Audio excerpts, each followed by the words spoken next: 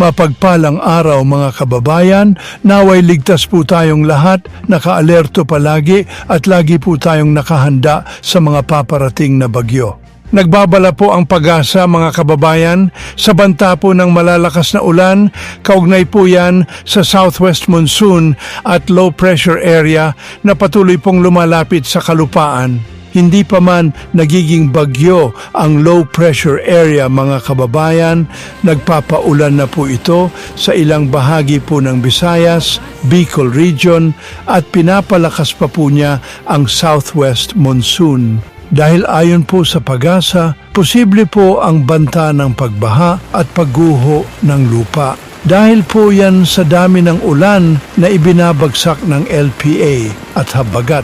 Narito po ang ulat panahon mga kababayan, mula po ito sa Weather Bureau ng Pag-asa. Pakinggan niyo po mabuti at baka kasama po ang inyong lugar. Meron tayong minomonitor na low pressure area.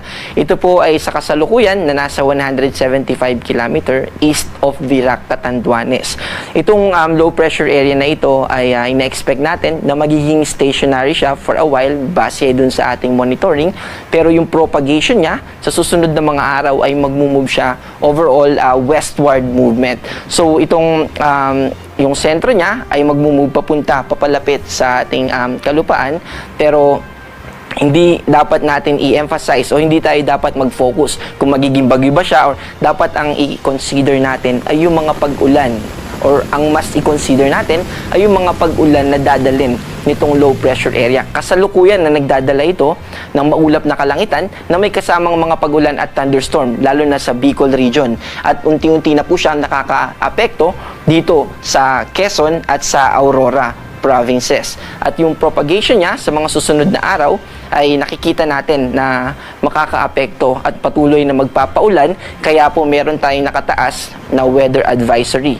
Ito pong weather advisory natin ay nagpapakita ng mga probinsya at kung ano-ano yung mga makaka-receive ng approximately 50 to 100 rainfall. At ito pong mga lugar na ito ay maaaring maapektuhan ng mga pagbaha, lalo na kapag nakatira tayo sa urbanized area or sa low-lying o yung elevation, mababa yung kalupaan natin, or malapit tayo sa mga rivers or mga river basin at mga katubigan natin. Also, yung landslide ay posible din sa ganitong classification. Kaya inaabisuan natin yung mga kababayan natin simula Zambales hanggang Palawan, Antique, Negros Occidental, at kasama po dito yung Zamboanga del Norte. So, southwest monsoon po yung nakaka-apekto sa atin dito sa western part ng ng ating bansa at dito sa mga probinsya na nakataas yung ating rainfall advisory. Sa kanang bahagi naman po ng ating bansa ay nandito po yung Quezon, Camarines Norte, Catanduanes, Camarines Sur, Albay, Sorsogon, Masbate, Northern Samar at Eastern Samar. May mga naitala at recorded din po tayo na rainfall nung mga nakaraang araw dito sa mga lugar na ito. Also, dito po sa kahit na may epekto yung southwest monsoon at yung low pressure area, ay wala pa rin po tayo nakataas na gale warning. Ibig pong sabihin, walang significant wave height na maaaring makaapekto sa ating paglalayag. Pero that doesn't mean na hindi tayo maaaring maapektuhan ng mga localized thunderstorm. Kapag maliit po yung sasakyan ng pandagat natin, ay maaari pa rin tayo na maapektuhan. Yan po muna ang ating weather update.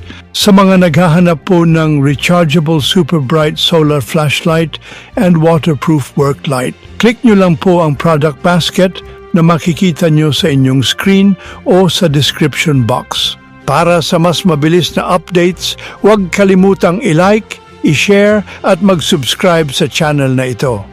Hanggang sa susunod na ulat panahon, stay safe and weather-wise mga kabayan.